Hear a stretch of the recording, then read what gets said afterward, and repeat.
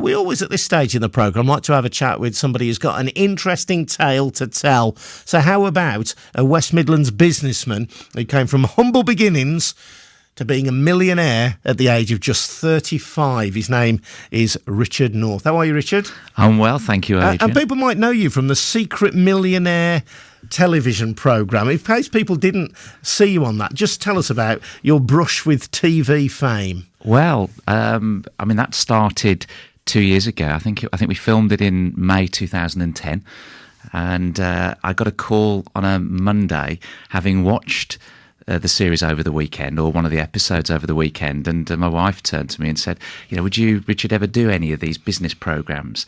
And I said, no, I'd never really consider one apart from this one, Secret Millionaire. That'd be great. And then on the Monday, I get this call quite out of the blue, and an email follow up, and I just sent a note straight back saying flattered to be asked, but not for me. And went back home. Having said that you would think about it. Having said that I'd love to do it. And the reason I immediately said no was because I knew the wife would say, I don't want that publicity, don't want that sort of spotlight. So I knew she'd say that. I got home, told her. She said, well, that would be great. I know you'd like to do that. And you'd like the publicity, but you'd like to be able to help some people, and you would enjoy it.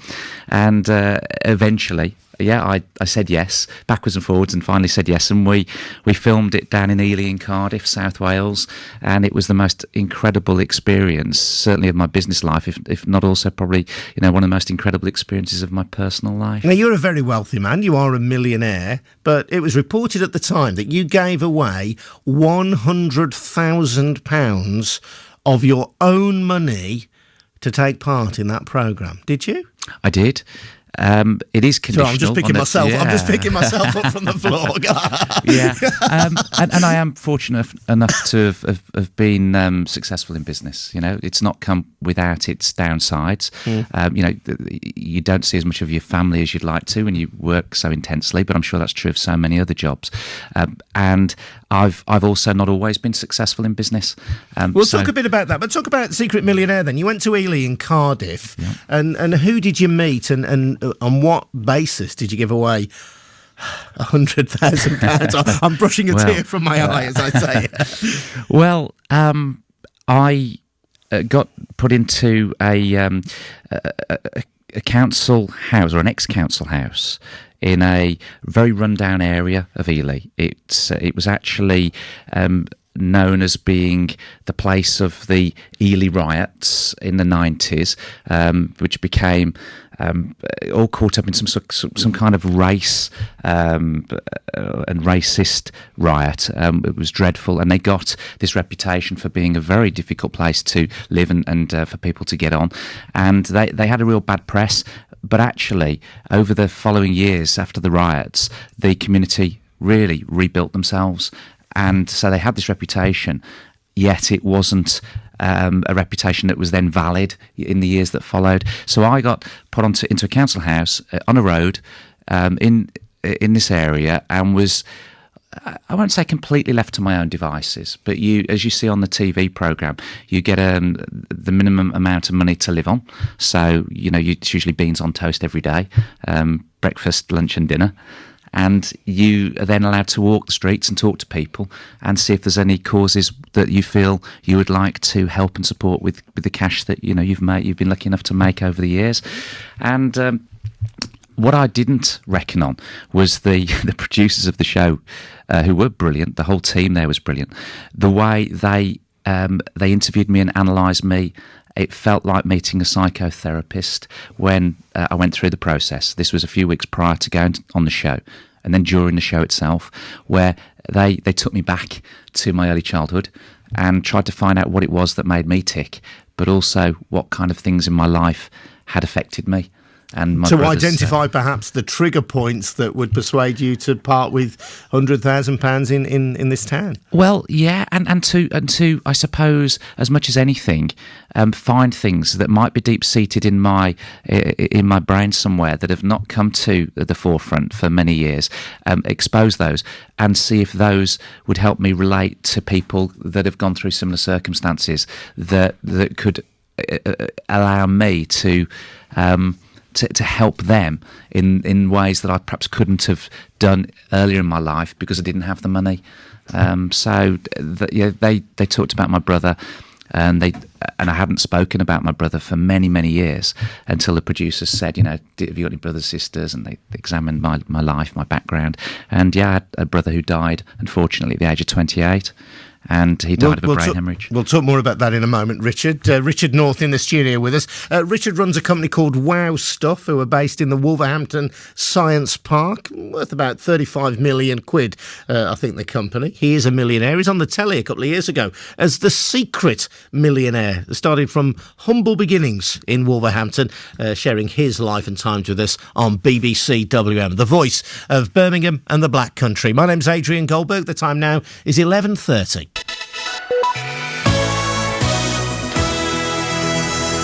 BBC WM 95.6. Travel. And the latest from Liz Saul. Thank you, Adrian. In Bromford Drive is still shut in both directions. Building caught fire at Holbrook Tower, so it's shut between Reynoldstown Road and Chipperfield Road. The fire itself is out, but obviously police and fire crews are still at the scene, and the closure is still in place. The M6 going north has delays between 6 and 7 in the roadworks at the Spaghetti Junction turn to Great Bar. Average speeds currently showing of around 35 miles an hour. Into Birmingham through Sparkhill, Selly Oak and Handsworth is looking congested. If you can update us, 08453 002288. BBC WM, Adrian Goldberg with you. We've got Richard North in the studio. He's starred in the Secret Millionaire programme. A man who runs a big company in Wolverhampton called Wow Stuff. He gave away 100 grand of his own money. Lucky blighter to have it in the first place, I say. BBC WM 95.6. Let's get the news now. Kevin Pashby. Good morning. Prince Harry's been sent to Afghanistan. The Ministry of Defence say he's already arrived in the country and will be spending the next 4 months there as an Apache helicopter pilot. More recently, he's been making headlines after naked pictures of the prince at a party in Las Vegas emerged online and in some newspapers. Parents at a school in Birmingham are calling for urgent talks with the head teacher after 40 children were sent home for wearing the wrong shoes. Up to 100 parents gathered at the gates of Castlevale Performance Arts College yesterday, angry over the decision. At one point, eggs were thrown at teachers. Prosecutors in France say they want to speak to a brother of the man who was murdered near Annecy in the French Alps. Saad Al-Hili, who was 50 and lived in Surrey, was shot dead in his car alongside his wife and mother-in-law. His 2 young daughters survived the attack. And Downing Street says Britain's Olympic and Paralympic athletes are to be given an honours list of their own. It means there'll be no limit on the number of awards given out. Taking a look at the weather, Friday will be warm with plenty of sunny spells. Highs of 22 Celsius, that's 72 degrees Fahrenheit. BBC WM 95.6 News. There's more online at bbc.co.uk/Birmingham. Aston, Sutton Coldfield, Kings Heath Rubery and Chelmsley Wood. Have your say across the West Midlands on BBC WM 95.6. 28 minutes to 12 on BBC WM. I'm Adrian Goldberg. Coming up in this hour, we've got Goldie's legendary gig guide, tipping you the wink for all the big gigs in and around the West Midlands. Just for now, we're talking to Richard North, getting the life and times of the man who runs the company Wow Stuff, which invents gifts and toys based at Wolverhampton Science Park. But in the curious way of this world, you probably don't know Richard for being a successful entrepreneur in his own right. You probably know him because he was on the Secret Millionaire programme on the telly. Such his life, giving stuff away. And he's mentioned giving away £100,000 of his own cash. Richard, you mentioned your brother who died of a brain hemorrhage, and I think for people watching the programme, that was sort of one of the most emotional moments in it. Just take us back to that and what you remember of your brother. Well, at the age of 5, and I would be then, just a couple of years old, toddling, he had a brain hemorrhage at school, at the primary school he went to at Claregate, where we grew up. And the headmaster at the time didn't recognise what had happened.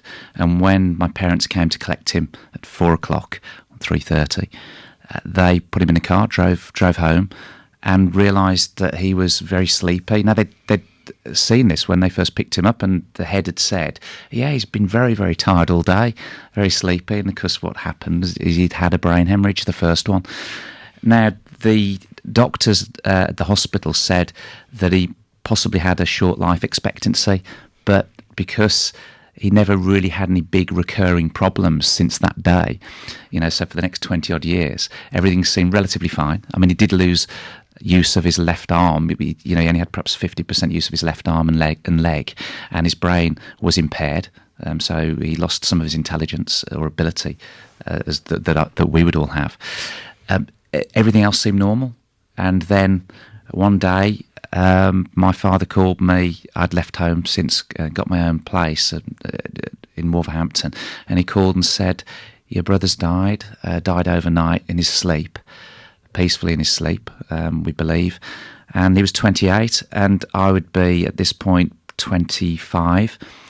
And I remember when I passed 28, 3 years later, my father had once said when I was little, my brother had got this Airfix plane for his birthday, and I looked in real jealousy at what he'd received and said, "Oh, Dad, can I have one? Can I have one?"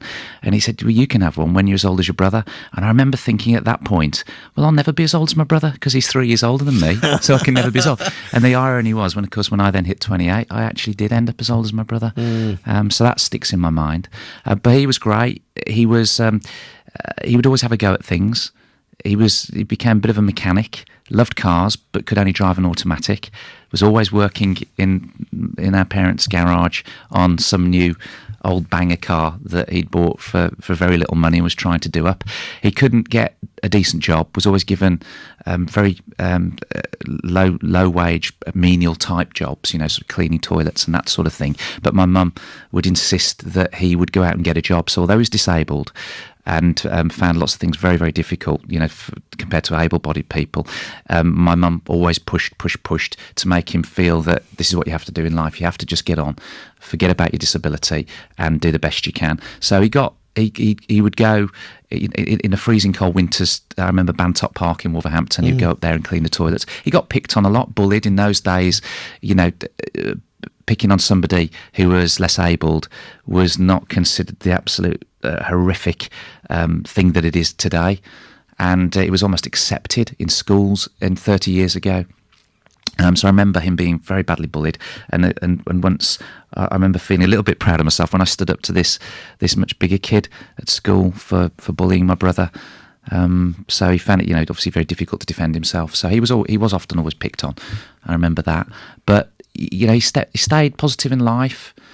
He did have one incident the week before he died, which was clearly related. We didn't know then, where he fell over walking through the town.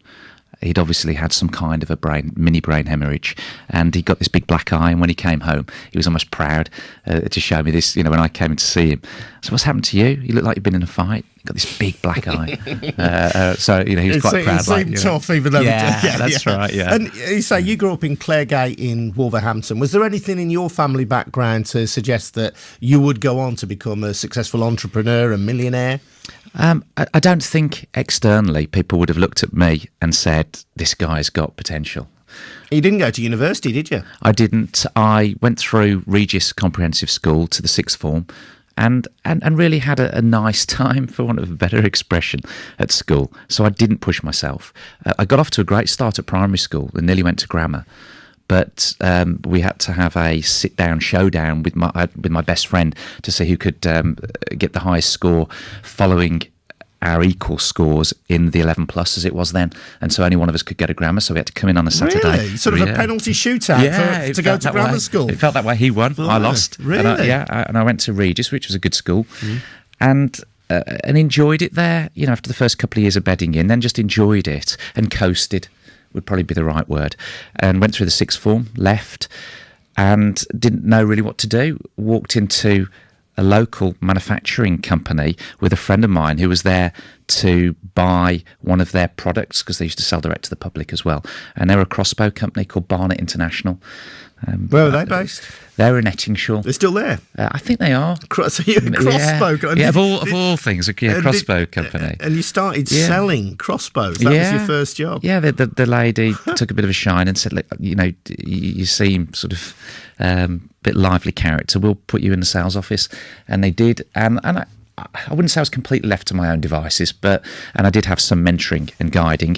But I was there for about a year, and I decided to become a bit proactive, thinking, if I don't get out there and get selling something, do I really justify my wage? And that was probably a belief that I've had from that day onwards. Did that just come from within you, the desire perhaps to push yourself further and harder than you were being pushed externally?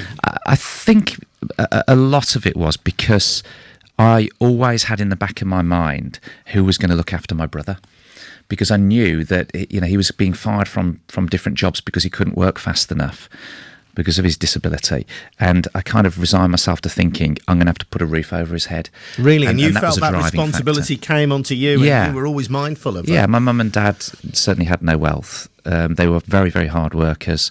My father a school teacher, my mother a secretary, but then went on to do a few other things, and she was a very hard worker, would work sort of morning, noon and night, get in at midnight, having done leaflet drops and things like that, and then be up again at 6 a.m. To do another job, and then go to a main job at work. So she was a very, very hard worker. My father was a dedicated school teacher, probably the most honest person I've ever met. But they didn't earn a lot of money through those times, but they earned enough to make sure that we didn't go without. So we had a bike at Christmas, and we had those kind of things. But there was no holidays. No, you wouldn't go abroad each year. You might be lucky to get a trip to Alton Towers, as it was then, during the summer holidays, and that was a big highlight for us. And I looked around at a lot of my friends, and I did look at them and think, they do seem to have a bit more than me, and that was a spur. I thought, God, it'd be nice one day to be able to have what I wanted.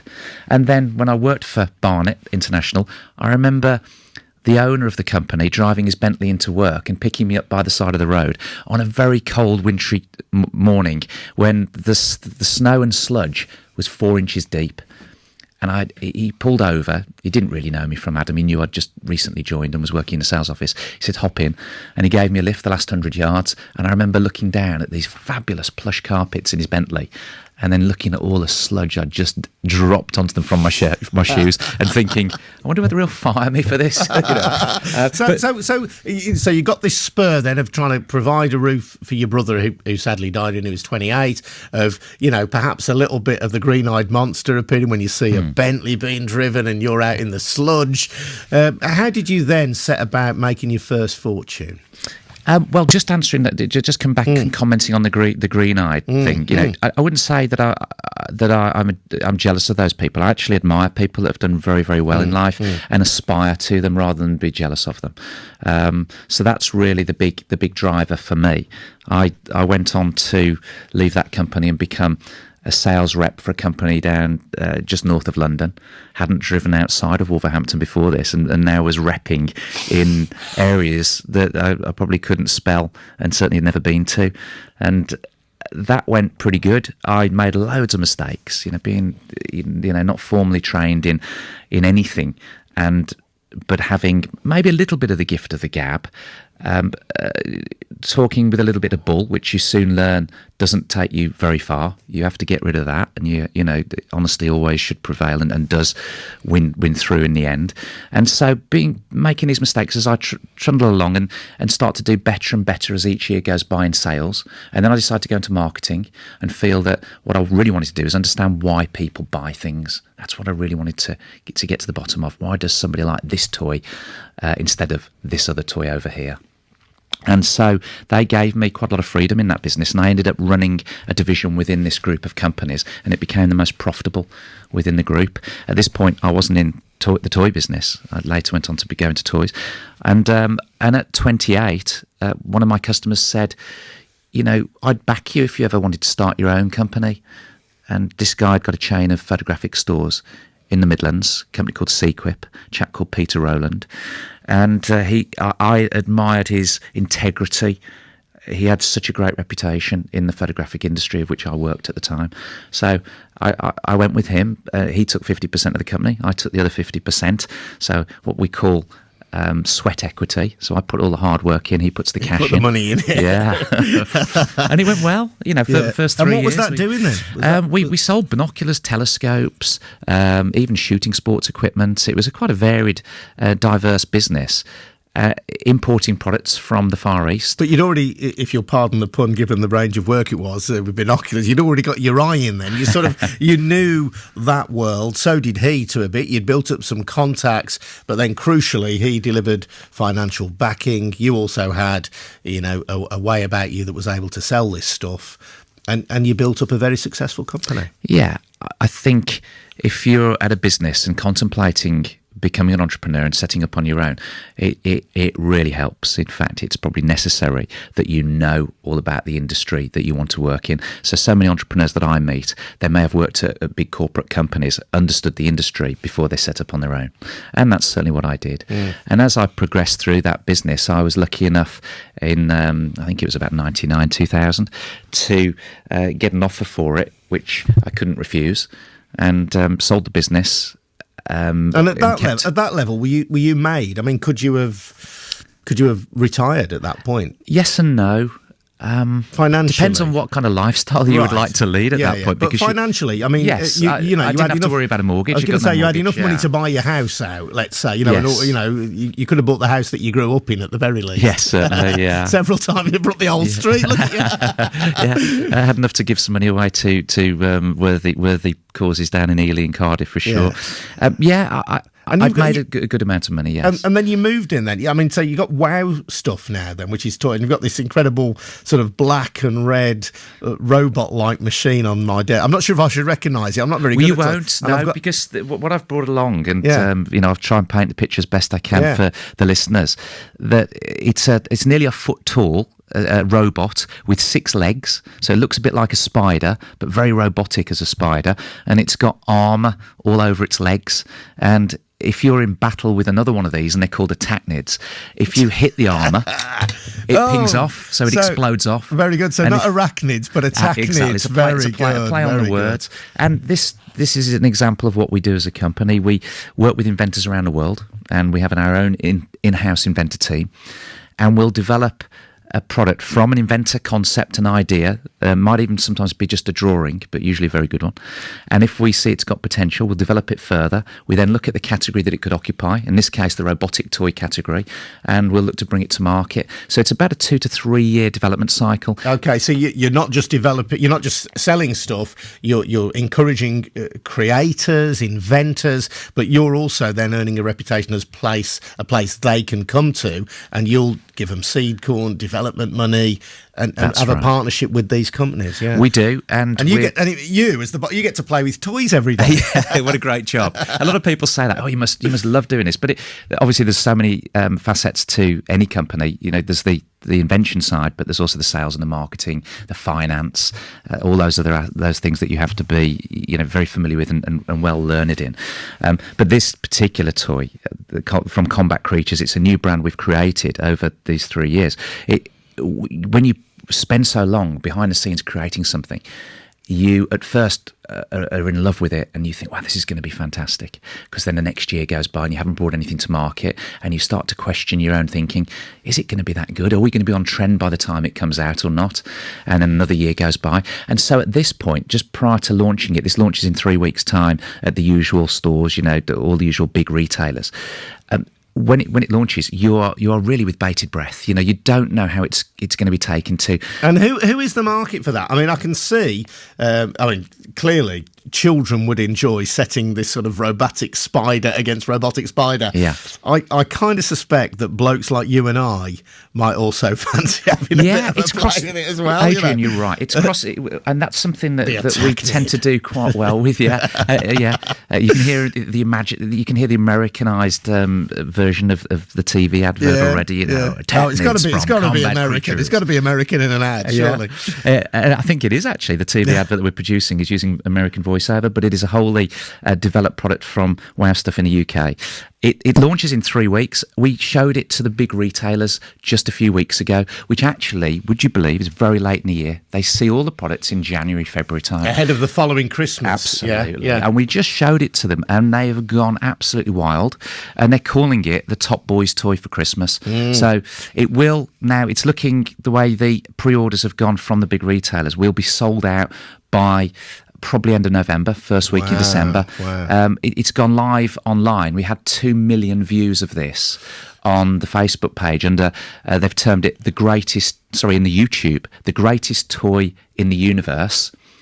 The inventor working with us blogged about it, showed it working on YouTube, and it's just gone ballistic. 2 million views within a very short period of time makes it probably the fastest viewed toy on YouTube. Richard, I'll tell you what, I'm looking at it now. It's a beautiful thing to look at. You can just imagine it and being the presents to open this Christmas. And you and I were probably the kids who wouldn't have got this for Christmas. But, it gives us something to aspire to, doesn't it? Look, I hope it really goes well. That is the Arachnid, which is going to be the must-have toy this Christmas, made in the West Midlands, or at least from a company in the West Midlands called Wow Stuff, who operate out of Wolverhampton's Science Park, and helping Richard North, just an ordinary fella who worked his way up in an extraordinary way to becoming a millionaire and more. Really good to speak to you, Richard. Thank you for coming in and sharing a bit of your life story with us. Thank you for having me, We'll speak Adrian. again.